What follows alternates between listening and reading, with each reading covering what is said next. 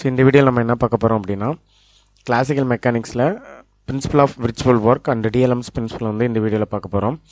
So இந்த topic போகிறதுக்கு முன்னாடி நம்ம சேனலை சப்ஸ்கிரைப் பண்ணாதீங்க, சப்ஸ்கிரைப் பண்ணுங்கள், லைக் பண்ணுங்கள், கமெண்ட் பண்ணுங்கள். அண்ட் தென் டெலகிராம் லிங்க் கொடுத்துருக்கேன், அதில் ஜாயின் பண்ணிக்கங்க. அதில் கூகுள் ஃபார்ம் டெஸ்ட்டு சீரீஸ் வரும், ஸோ அதை நீங்கள் அட்டன் பண்ணி பார்க்கலாம். ஓகேவா? சரி, இந்த டாபிக் போகிறதுக்கு முன்னாடி நமக்கு ஒரு 3 டாப்பிக்கை வந்து நம்ம வந்து தெரிஞ்சுக்கணும். ஸோ ஃபர்ஸ்ட் ஒன் என்ன அப்படின்னா ஜென்ரலைஸ்டு டிஸ்பிளேஸ்மெண்ட்னா என்ன அப்படின்னு நமக்கு தெரியணும். ஸோ ஜென்ரலைஸ்டு டிஸ்பிளேஸ்மெண்ட் அப்படின்னா ஃபஸ்ட்டு நமக்கு என்னன்னு தெரியணும். ஸோ ஜென்ரலைஸ்டு டிஸ்பிளேஸ்மெண்ட் அதே மாதிரி இந்த டிஆர்பிக்கு என்ன தேவையோ அதை மட்டும் தான் நம்ம வந்து சேனலில் போட போகிறோம். ஸோ ஃபுல்லாக எக்ஸ்பிளைன் பண்ணிட்டு இருந்தால் அது நமக்கு ஃபுல் 10 யூனிட்ஸ் கவர் பண்ண முடியாது. அதனால் நமக்கு என்ன தேவையோ அதை மட்டும் பார்த்தா போதும். ஸோ இப்போ ஜென்ரலைஸ்டு டிஸ்பிளேஸ்மெண்ட் அப்படின்னா என்ன சொல்கிறாங்கன்னா QJ அப்படின்னு சொல்கிறாங்க.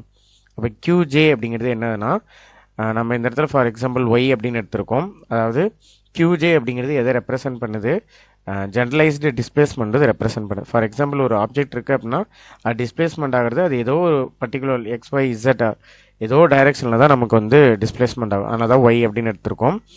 அப்போ எந்த இடத்துலலாம் ஜென்ரலைஸ்டு டிஸ்பிளேஸ்மெண்ட் சொல்கிற இடத்துலலாம் நம்ம வந்து QJ அப்படின்னு அப்ளை பண்ண போகிறோம். ஓகேவா? நெக்ஸ்ட் ஒன் அதே same generalised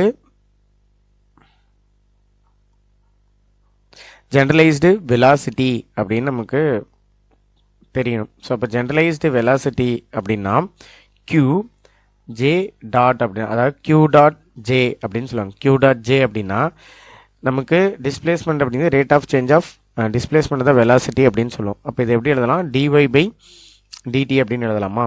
okay. So next one third one வந்து ஜென்ரலைஸ்டு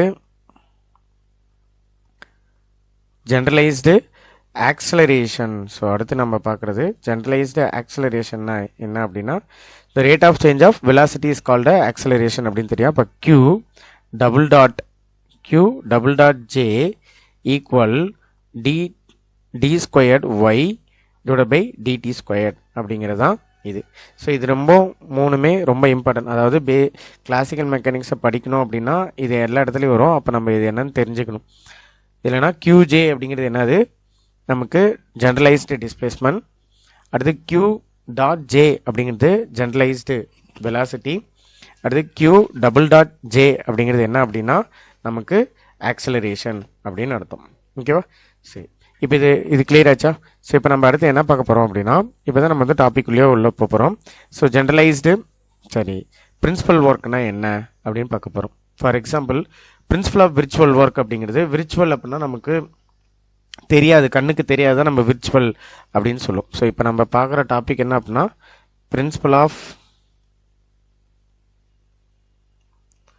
விர்ச்சுவல் ஒர்க், அதாவது தமிழில் மாயவேலை தத்துவம் அப்படின்னு சொல்லுவாங்க. ஸோ இந்த இடத்துல ஃபார் எக்ஸாம்பிள் நான் வந்து ஒரு ஆப்ஜெக்ட் எடுத்திருக்கேன் அப்படின்னா அந்த ஆப்ஜெக்ட்டுக்கு சம் ஆஃப் த ஃபோர்ஸ் கொடுக்குறேன்னு வச்சுக்கோ. அந்த ஆப்ஜெக்ட் என்ன சம் ஆஃப் த டிஸ்டன்ஸ்க்கு டிஸ்பிளேஸ்மெண்ட் ஆகும். ஃபார் எக்ஸாம்பிள் 10 சென்டிமீட்டருக்கு வந்து டிஸ்பிளேஸ்மெண்ட் ஆகும். இதுவே அந்த ஆப்ஜெக்ட்டுக்கு நான் சம் ஆஃப் த ஃபோர்ஸ் கொடுக்குறேன் அப்படின்னா அந்த டிஸ்பிளேஸ்மெண்ட்டை நம்ம எப்படி சொல்கிறாங்கன்னா 0.00 சம்திங். இப்போ என்னென்னா இந்த டிஸ்பிளேஸ்மெண்ட்டை நம்மளால் கண்ணில் பார்க்க முடியாது. ஆனால் அங்கே ஒரு டிஸ்பிளேஸ்மெண்ட் நடந்திருக்கு, பட் ஆனால் அதை நம்மளால் பார்க்க முடியாது. ஸோ அதை தான் நான் என்ன சொல்கிறாங்க அப்படின்னா பிரின்சிபல் ஆஃப் விர்ச்சுவல் ஒர்க் அப்படின்னு சொல்கிறாங்க. ஓகேவா? சரி, இப்போ ஃபர்ஸ்ட் ஒன் நம்ம என்ன எடுக்கிறோம் அப்படின்னா ஆக்சுவல் டிஸ்பிளேஸ்மெண்ட் என்ன அப்படின்னு நம்ம வந்து எடுக்கணும். ஆக்சுவல் டிஸ்பிளேஸ்மெண்ட்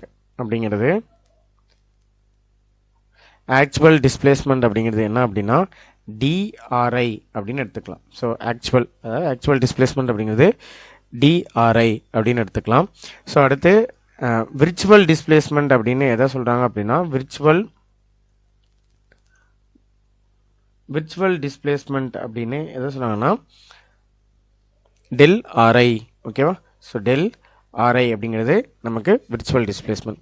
ஸோ இப்போ இந்த இடத்துல ரெண்டுமே டாட் ப்ராடக்ட் பண்ண போகிறோம். இந்த dot product of FI into virtual டிஸ்பிளேஸ்மெண்ட்டை பண்ணுறோம். அப்போ எப்படி நமக்கு கிடைக்கும் அப்படின்னா ஆக்சுவலாக இந்த இடத்துல ஃபோர்ஸ் இருக்கு இல்லையா? So FI dot ΔRI equal 0 அப்படின்னு சொல்கிறாங்க. அப்போ இந்த இடத்துல நமக்கு விர்ச்சுவல் ஒர்க் என்னவா இருக்குது அப்படின்னா 0வாக இருக்குது. ஏன்னா நம்மளால் பார்க்க முடியலையா? ஸோ அந்த டிஸ்பிளேஸ்மெண்ட் நம்மளால் பார்க்க முடியாது. So FI dot del R I is equal to 0 அப்படின்னு எடுத்துக்கிறாங்க.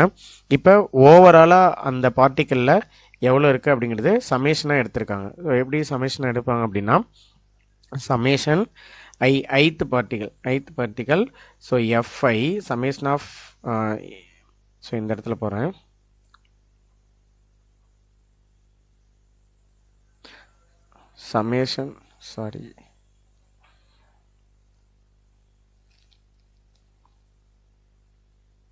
Summation FI dot டெல்ஆர்ஐ equal to 0.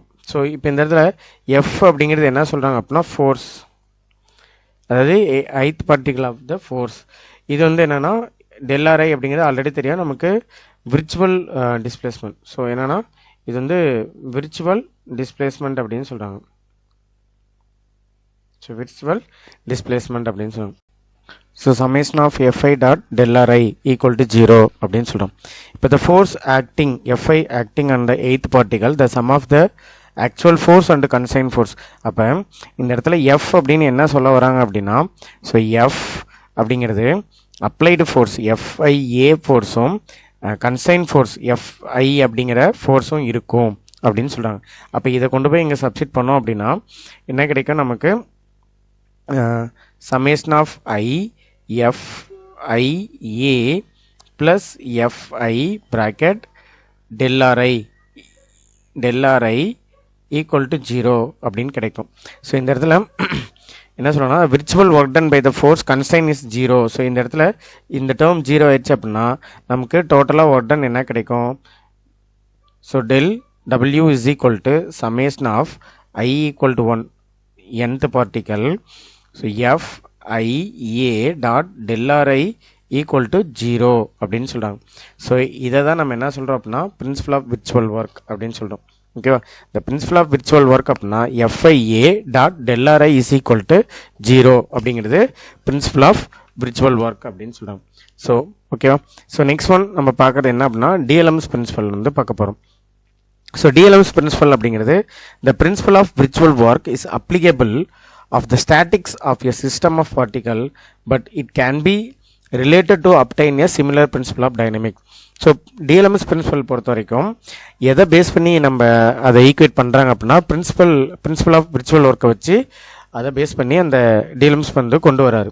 So அவர் எதுலேருந்து ஸ்டார்ட் பண்ணுறாரு அப்படின்னா நியூட்டன் செகண்ட் லா இருந்து ஸ்டார்ட் பண்ணுறாரு. அப்போ நியூட்டன் செகண்ட் லா அப்படிங்கிறது ஆல்ரெடி நமக்கு தெரியும். So F is equal to MA அப்படின்னு நமக்கு தெரியும். அப்போ இந்த இடத்துல வேறு இது எப்படி சொல்லலாம் அப்படின்னா Newton second law of motion the force defined as the ratio of rate of change of momentum அப்படின்னு சொல்லலாம். ஓகேவா, ஸோ அப்போ FI equal to DPI divided by DT. அப்போ என்னன்னா the rate of change of momentum அப்படிங்கிறது என்னது நமக்கு force அப்படின்னு சொல்கிறாங்க. அப்போ பி டாட் ஐ அப்படிங்கிறத இந்த இடத்துல மொமெண்டம் அப்படின்னு சொல்கிறாங்க. ஓகேவா, ஸோ இந்த இடத்துல பிஐ அப்படிங்கிறது என்ன அப்படின்னா momentum of ith particle. So momentum of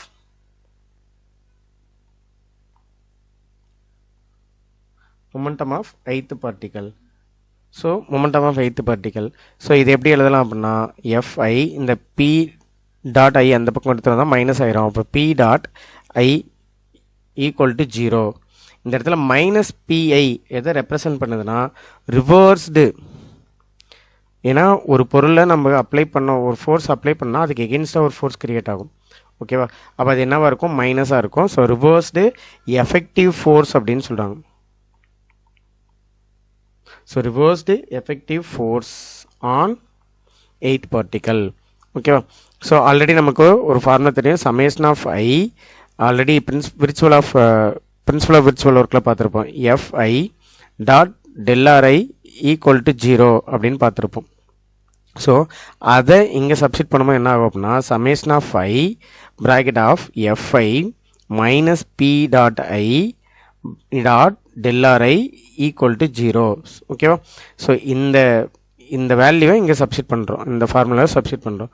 substitute பண்ணால் நமக்கு இது கிடைக்கும். ஓகேவா, ஸோ இதை ஸ்ப்ளிட் பண்ணி எழுதும்போது என்ன ஆகும் அப்படின்னா summation of I bracket FIA plus FI minus P dot ஐ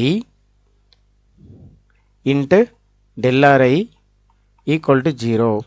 ஓகேவா? ஏன்னா எஃப்ஐ அப்படிங்கிறது என்னது, நமக்கு அப்ளைடு ஃபோர்ஸும் கன்ஸ்டன்ட் ஃபோர்ஸும் இருக்கும். ஓகேவா? இது புரியுது இல்லையா? ஓகே. ஸோ இதை ஸ்ப்ளிட் பண்ணி எழுதும் போது என்ன ஆகும், நமக்கு summation of I bracket FIA minus P dot I del RI plus summation of I FI dot del RI. So அந்த டேர்மை நம்ம ரெண்டாக ஸ்ப்ளிட் பண்ணி எழுதுகிறோம், அவ்வளோதான். அதாவது இந்த del RIயை இந்த டேர்முக்கு பிரித்து எழுதுகிறோம், இந்த டேர்முக்கு பிரித்து எழுதுகிறோம். ஓகேவா?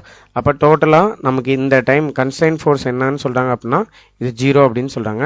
அது 0 ஆயிடுச்சு அப்படின்னா ரிமைனிங் இந்த டேர்ம் மட்டும்தான் இருக்கும். அதாவது சம்மேஷன் ஆஃப் ஐ